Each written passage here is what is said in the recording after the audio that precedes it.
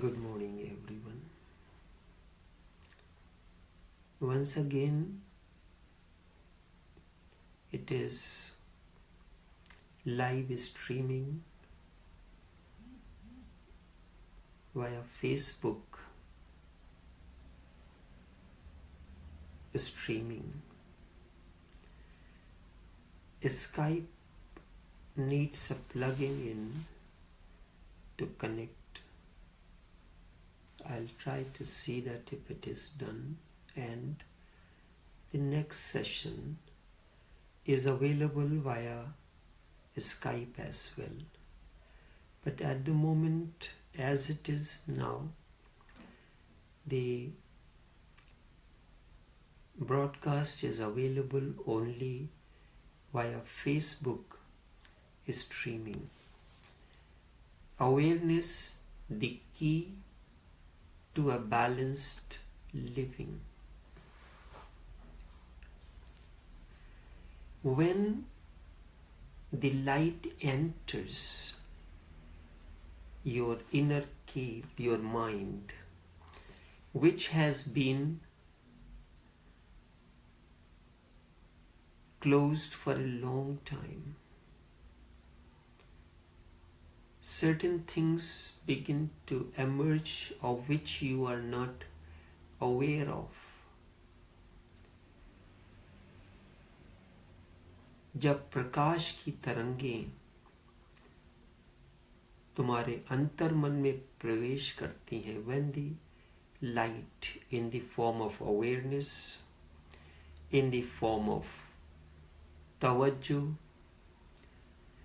enters your mind, which is nothing else but in a state of unconscious and subconscious. It is plagued with memories. Many things begin to surface. And at that moment, you have to look into, the meditation says, you look into those and try to correct these. We try to pay our attention to innocent things. I'll give you an example. A person was to reach by me at a certain time to take a flight. But he started up late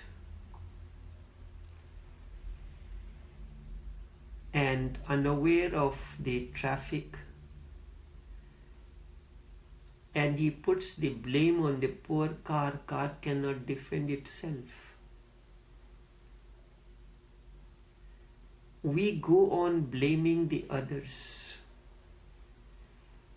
Whatever is there in you surfaces when the light goes.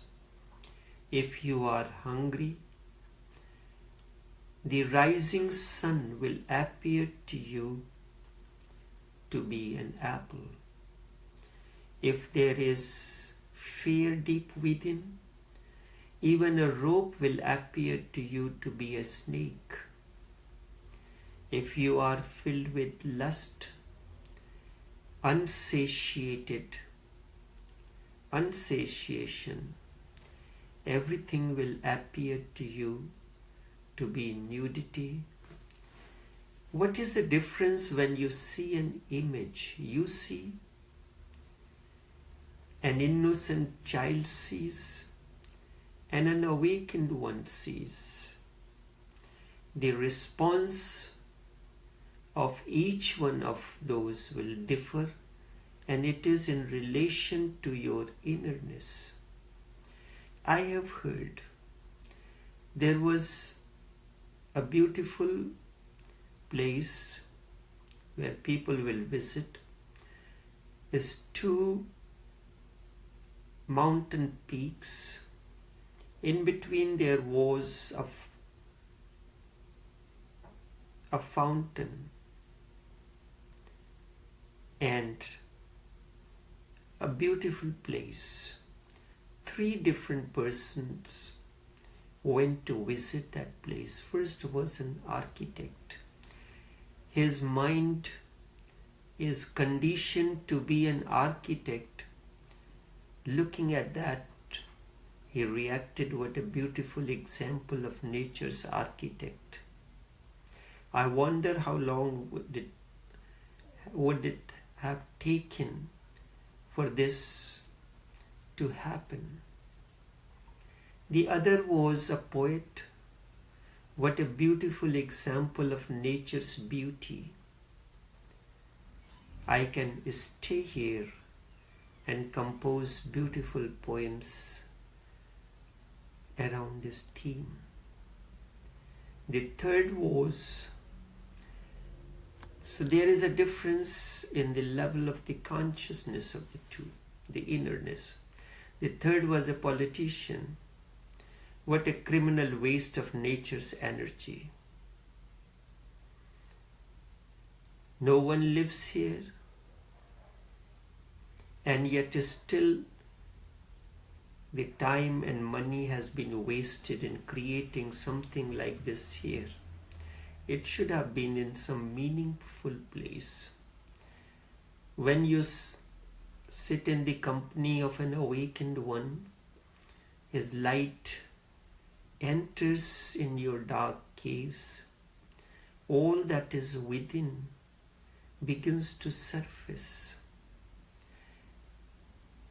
And the purpose of the meditation is to put everything in the right place. In 6th century or even before, the sages created a Tantra temple as Khajuraho temples, where on the outer walls there are erotics and some depicting the postures of male-female relation. Some are very complicated. When a person goes full of lust, he sees it. Even a person like Mahatma Gandhi considered it to be pornography and he wanted to destroy it.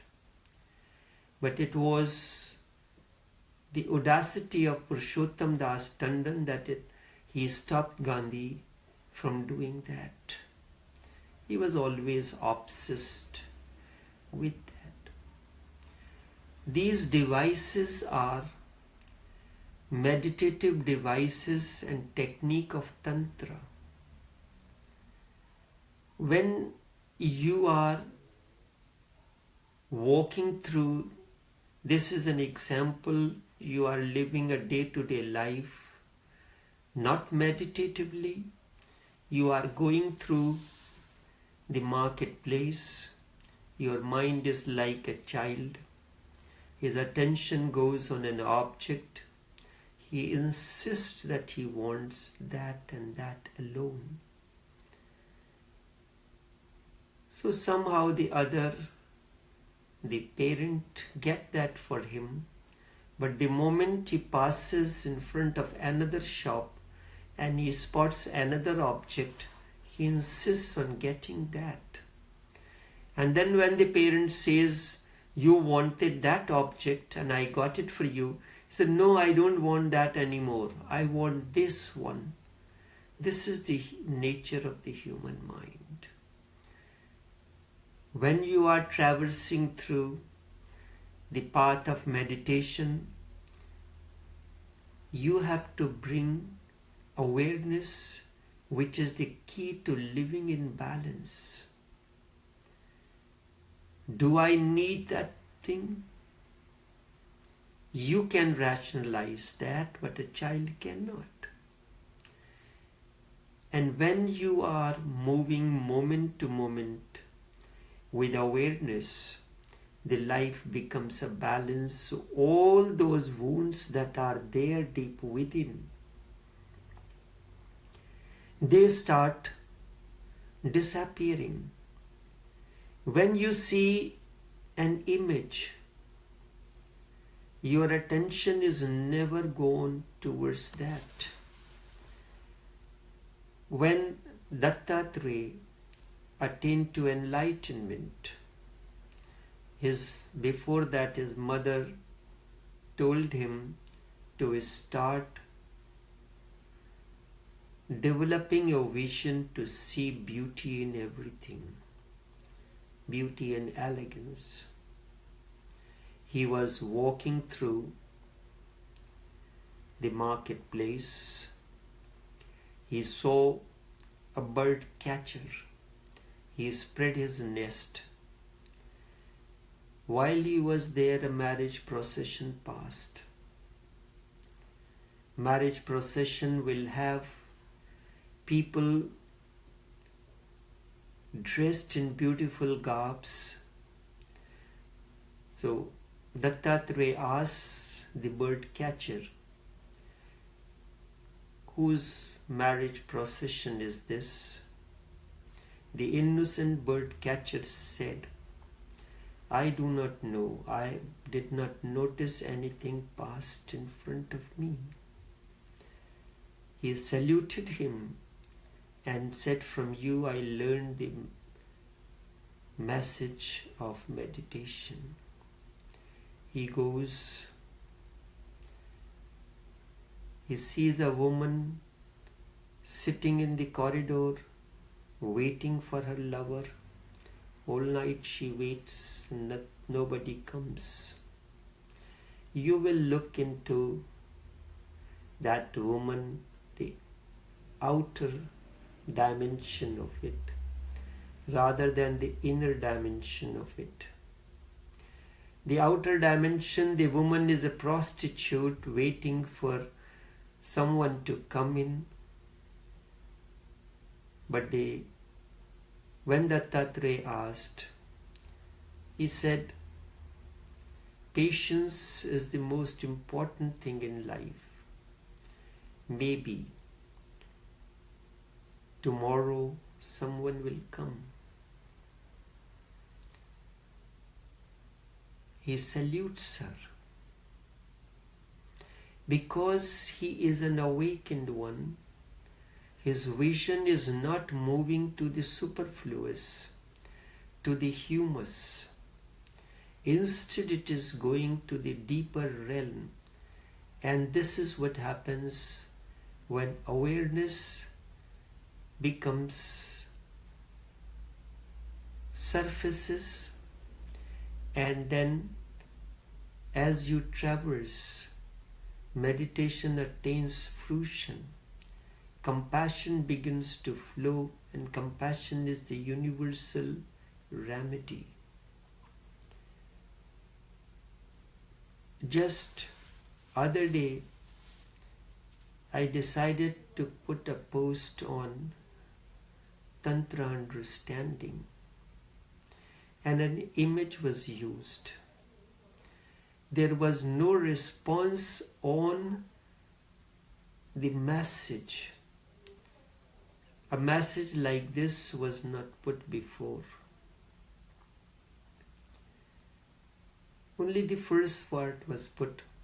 Everyone got stuck in the images, and the reaction began to surface on the image.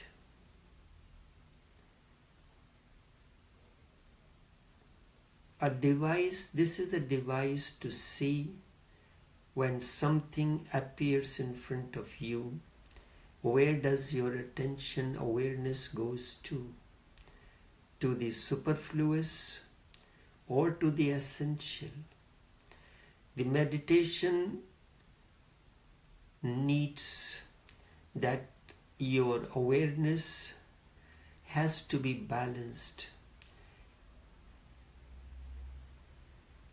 Everyone has experienced moments of awakening when time seems to stop. You are suddenly aware of every moment, every sound, every thought. Awareness is the key to being self-directed, centered, and free in every aspect of life. So it all depends on what is within. When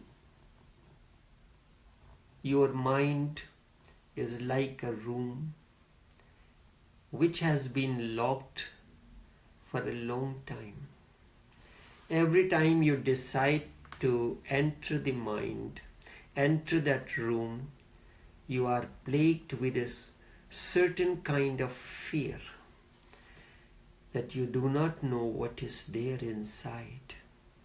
It has not been opened. You may hear the haunting sounds. You may hear many things like that happening there. So you just close the door. But when the light of awareness is brought into it, as Buddha said, wherever you go, carry the light of awakening with you. So all that is within starts surfacing. Do not stuck at that moment where the light falls. What is important is to attain to inner health, to be meditative rather than remaining on the surface. And then slowly and slowly you will be able to correct everything. So journey of awareness begins with center. One thing to be understood is that the silence that you are seeking is not the part of the mind. So whenever we say someone has attained to a silent mind, it is all nonsense. The mind can never be silent. The very nature of mind is noise, it is clatter, it is anti-silence. Mind is sound, not silence. So when we say he has a silent mind, it is wrong. If he is really silent, then we must say that he is no mind. A silent mind is a contradiction in terms. It is like saying there is silent noise. If mind is there, it can never be silent. And if it is silent, then it is no more mind. That is why Zen monks use the term no mind. They never say silent mind. No mind is silence. And the moment there is no mind, you cannot feel your body, because mind is the passage through which body is felt. When you see something outside, it is through the mind that you feel it. If there is no mind, meditation has happened, you cannot feel that you are a body. The body disappears from consciousness. So in prayer, there is neither mind nor body active. There is only pure existence. That pure existence is indicated by silence, the maun. The Hindi word for silence is maun. To attain to this silence or serenity is prayer. How to attain to this prayer, to this silence? How to be in this prayer, in this silence? Whatsoever you do will prove futile, will be useless.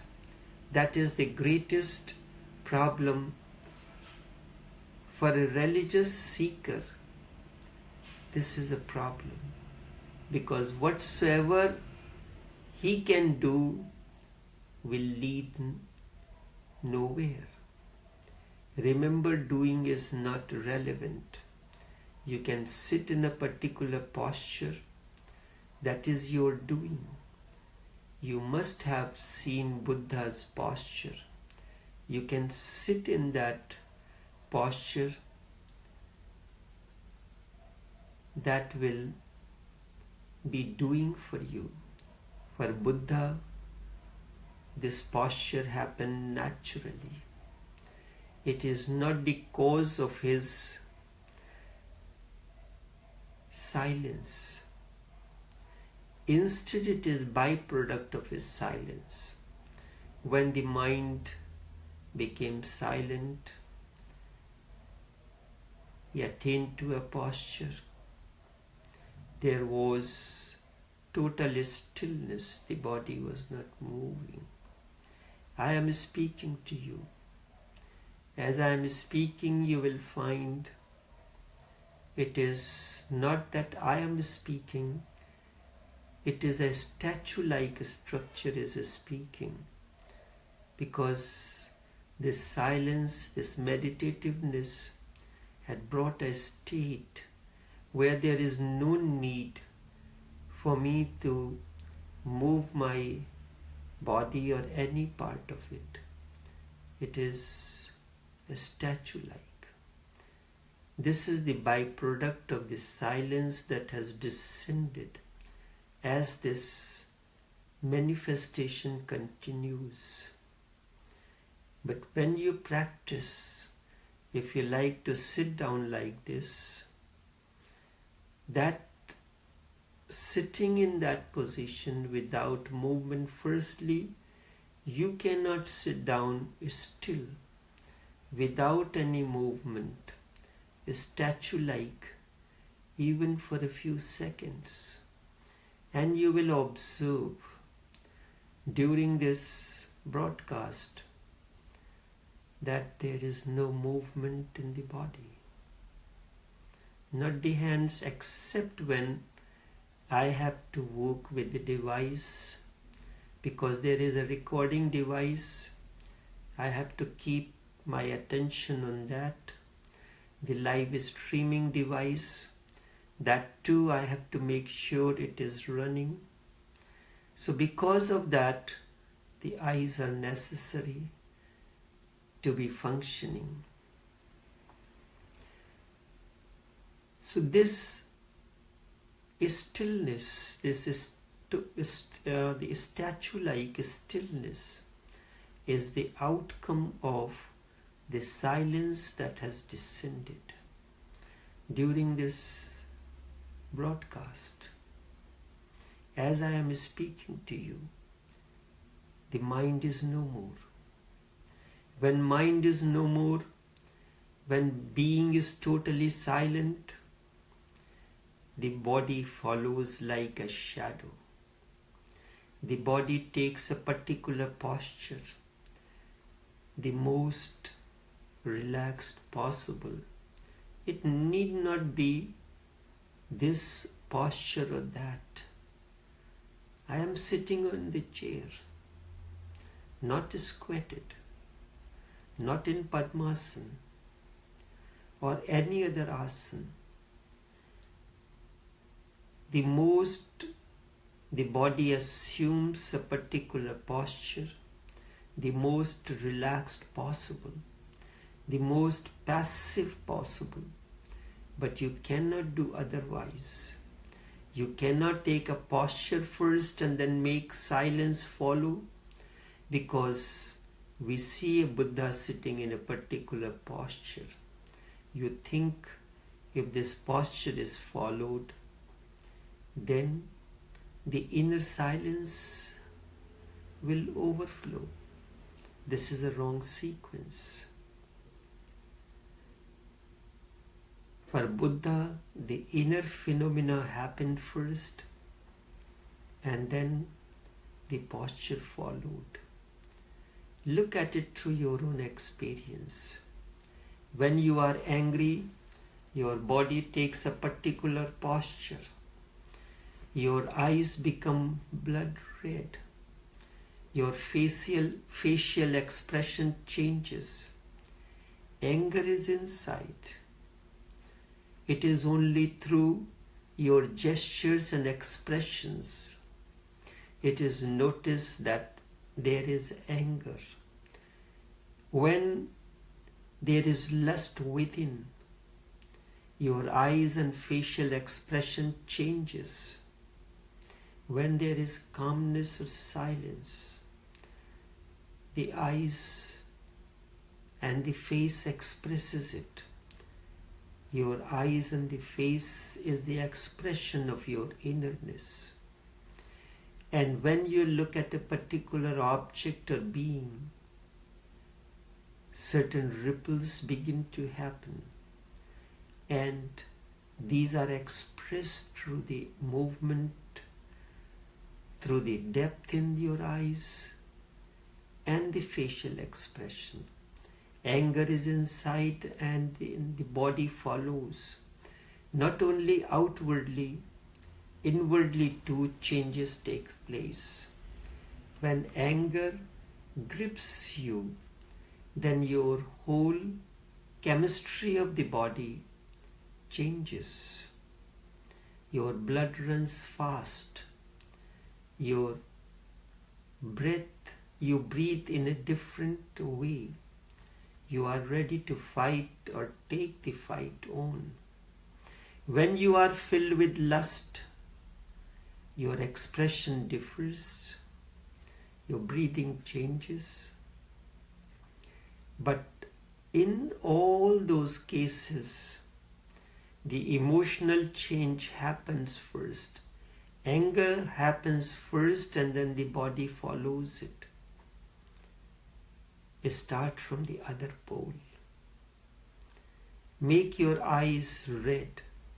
Create fast breathing.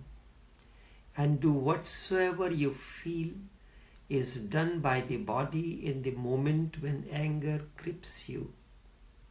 You can act, but you cannot create anger within.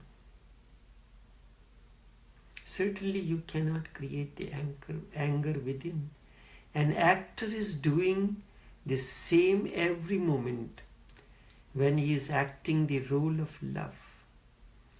He is doing whatsoever is done by the body, and when love happens inside, but there is no love. The actor may be doing a better job than you, but love will not follow. He will be more apparently angry than you in real anger. But it is just false. Nothing is happening inside.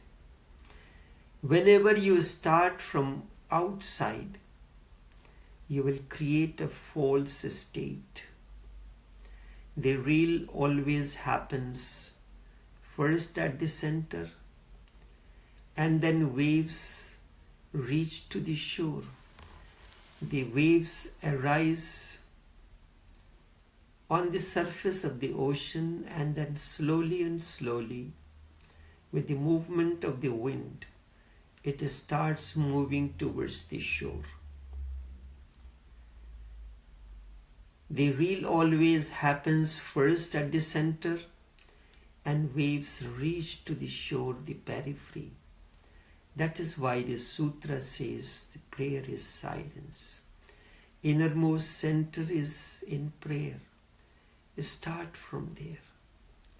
You have that deep within. The silence is your very nature, but you have forgotten this. And there is certain things happening on the outside. So when the light of awareness, or in meditation the light is thrown into your dark caves, whatsoever is there within surfaces. Your attention goes towards that which forms your subconscious and unconscious. Adi Shankar explains this through Nirvana Shatkam. When at the age of 6, or 8, he was wandering in the Himalayan mountains in search of his master, and he met Govind Acharya. He asked Shankar, "Who are you?" Shankar composed Atma Shatkam, a composition of 6 stanzas. And he explains, Mano Buddha Ahankar Chittani Naham. Mano Buddha. In Sanskrit, there is a beauty. The words can be combined together. They can be separated based on what meaning has to be given. Man and Buddhi is always together. So that togetherness is expressed by combining these 2 words. They can be used separate, but they act in harmony with one another. Mano Buddha, Ahankar. Ahankar is like the Himalayan mountain and stays by itself. So it is used as a separate word. It is colossal. Mano Buddha Ahankar Chittani. Chit means a storehouse of the memory. This comprises nearly 9 parts of your consciousness. So the composition goes on. Mano Buddha as one word. Ahankar is a separate word because ego sense is colossal, like a huge mountain, very difficult to go across the other side. Chittani Naham. Naham means not. I am neither the Man and Buddhi, Mano Buddha, nor ego sense, nor the storehouse of the memory. Mano Buddha Hankar Chittani Naham. Neither. Now he goes on explaining, I am neither this nor that. I have no father, no mother. But your morality, your so-called religion says that you must respect your father and mother. Guru Nanak, in the last sutra, which is known as the final, it says, Pavan Guru, Pani Pita, Mata Dharat Mahat, Divas Raat Duidai Daya Khile Sagal Jagat, Changyaiyan Buriyaiyan Vache Dharam Hudur, Ke Nede Ke New Dur, Jinni Naam Dhyaya Gaye Masakkat Ghal, Jinni Naam Dhyaya Gaye Masakkat Ghal. Pavan Guru. Pavan means wind, the air. The master is like the wind. It touches you, but it is subtle. You have not seen the wind. You can feel its effect. You cannot see the master with your physical eyes. However, you can feel his presence, because he dwells in a subtle region. What you see, his body, but not his awareness. He dwells, he can feel his presence. Pavan Guru, this is the highest state. Pani Pita, the father is like water. Water flows. It has 3 stages. The ice stage, which is frozen. It remains wherever it is. There is no movement until the ice starts melting. Then the flow begins. This is symbolic of consciousness. Father is consciousness. You cannot recognize the Father unless consciousness descends in you and understanding comes in you. Mata Dharat Mahat. Mother is like the earth element. You are connected to her instinctively. All animals are connected to their mother instinctively. Wherever the mother goes, the chicks follow the mother, but they do not follow the father. That is why in animal kingdom, we live by instincts, and as such, when a man is born, he lives by instincts. The consciousness has not begun its journey. When consciousness begins its journey, then he begins to realize his Father. And then ultimately, when the journey continues, he begins to feel the presence of the Master surrounding him like a subtle presence.